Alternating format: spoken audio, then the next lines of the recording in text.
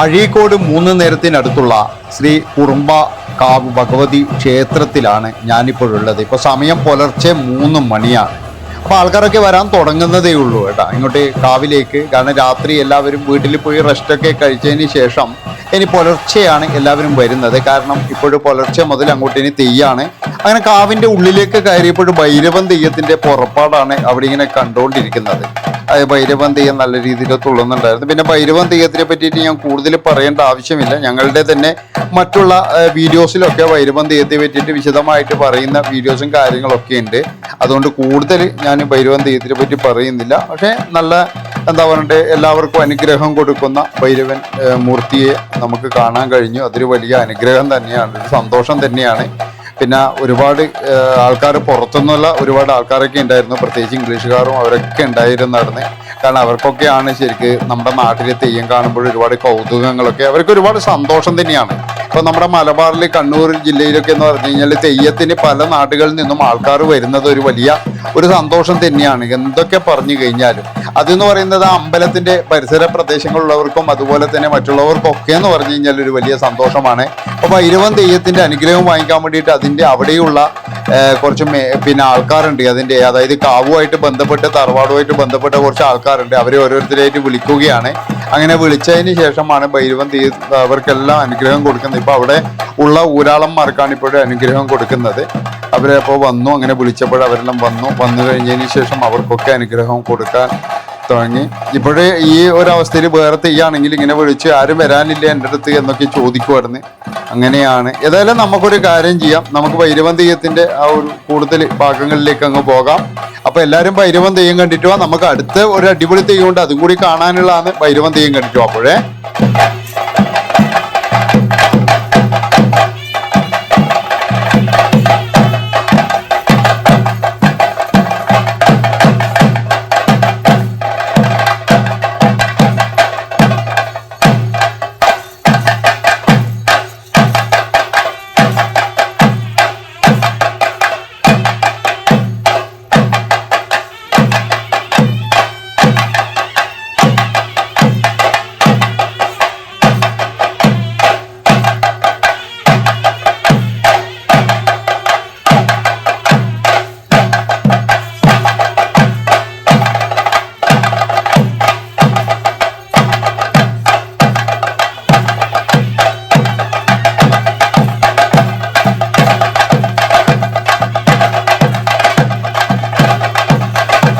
പിന്നെ നമ്മുടെ തെയ്യത്തിൻ്റെ അടുക്ക ഒഴിച്ചുകൂടാൻ കഴിയാത്ത ഒരു ഇതാണ് വാദ്യസംഘങ്ങൾ. അതൊരു ഭയങ്കര സംഭവം തന്നെയാണ്. കാരണം ചില വാദ്യസംഘങ്ങളൊക്കെ എന്ന് പറഞ്ഞാൽ നമ്മളിങ്ങനെ കണ്ട് ഇരുന്നു പോകുമായിരുന്നു.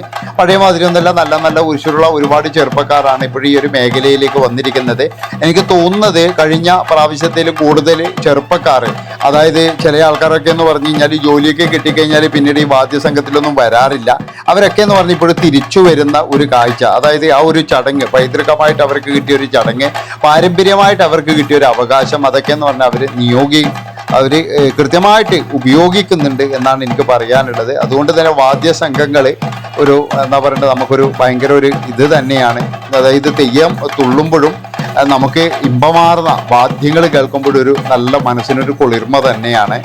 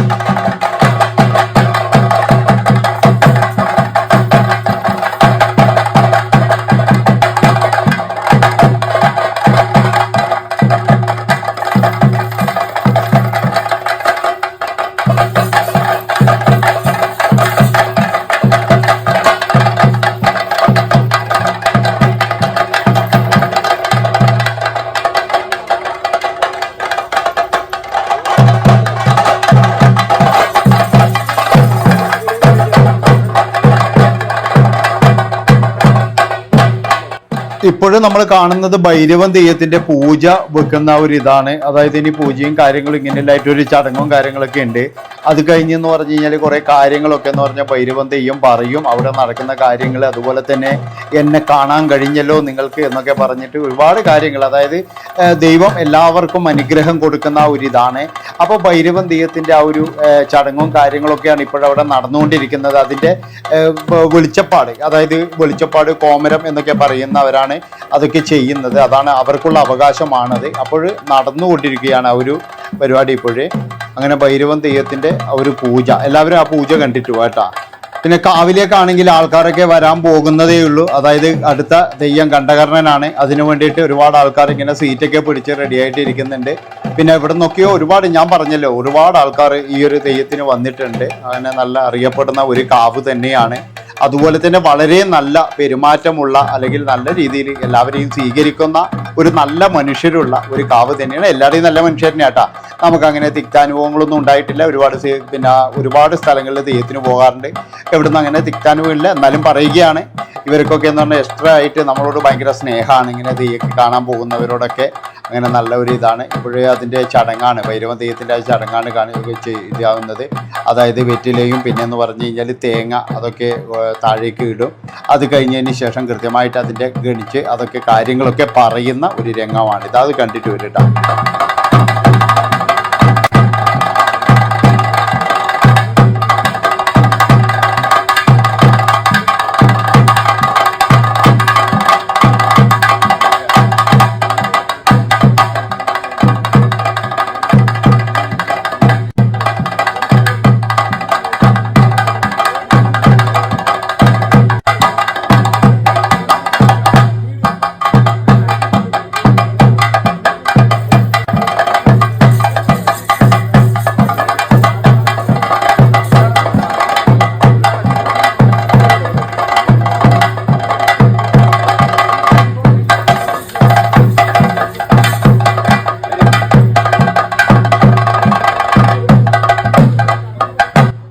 അങ്ങനെ ഭൈരവമൂർത്തിയുടെ പൂജയും കാര്യങ്ങളും ഒക്കെ കഴിഞ്ഞു. ഇപ്പോഴെന്ന് പറഞ്ഞു കഴിഞ്ഞാൽ കുറച്ച് കാര്യങ്ങളൊക്കെ പറയുന്ന ആ ഒരു ചടങ്ങാണ്. അപ്പോൾ അതിൻ്റെ അവസാനത്തിലേക്കാണ് ഇനിയിപ്പോൾ ഇത് അരിയൊക്കെ വിതറുന്നതാണ് ഇപ്പോൾ നമ്മൾ കാണുന്നത്.